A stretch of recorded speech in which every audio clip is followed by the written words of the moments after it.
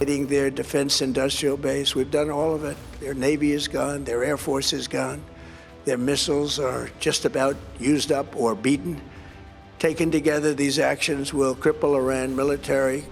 ये सिर्फ एक बयान नहीं है, ये एक ऐलान है कि अब खेल अपने आखिरी और सबसे खतरनाक मोड़ पर पहुंच चुका है।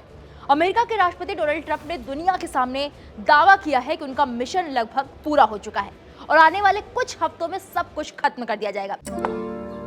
चेकमेट। चिंटू जी, आप घोड़े भी अच्छे दौड़ाते हो। To good. थर्मोकूल कूलर, सिर्फ ठंडी हवा बाहर नहीं आएगी, आपका बड़प्पन भी बाहर आएगा। थर्मोकूल, इंडिया का नया अंदाज। लेकिन इस खत्म शब्द के पीछे क्या छिपा है, यही सबसे बड़ा सवाल है।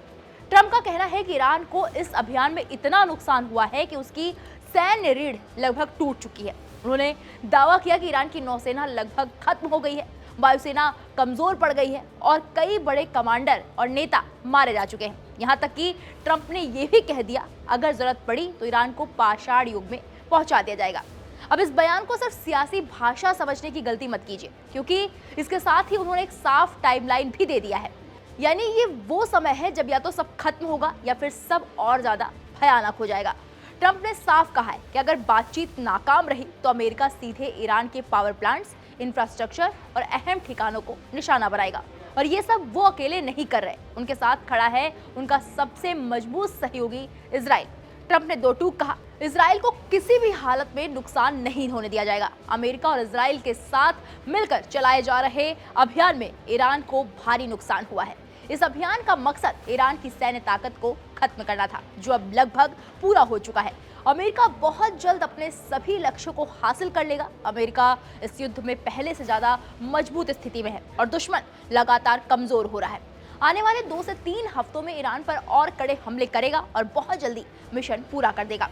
अमेरिका अपने सहयोगी देशों, खासकर इजराइल को किसी भी तरह का नुकसान नहीं होने देगा। ये युद्ध अमेरिका और दुनिया की सुरक्षा के लिए जरूरी था। उन्होंने आरोप लगाया कि ईरान लंबे समय से आतंक को समर्थन देता है और वो परमाणु हथियार बनाने के बेहद करीब पहुंच गया था। यानी साफ है, ये सिर्फ हमला नहीं है बल्कि एक कोऑर्डिनेटेड कैंपेन है। लेकिन कहानी यहीं खत्म नहीं होती। इस जंग का असली असर अब जमीन से ज्यादा समुद्र और बाजार में दिखाई दे रहा है। दुनिया की सबसे अहम तेल लाइफलाइन स्ट्रेट ऑफ हॉर्मुज अब इस टकराव का सबसे बड़ा केंद्र बन चुकी है। यही वो रास्ता है जहां से दुनिया का बड़ा हिस्सा तेल पाता है। और ट्रंप ने साफ कह दिया, अगर दुनिया को यहां से तेल चाहिए तो इसकी सुरक्षा की जिम्मेदारी भी दुनिया को ही उठानी होगी। यानी अमेरिका सिर्फ लड़ नहीं रहा बल्कि बाकी देशों पर भी दबाव बना रहा है।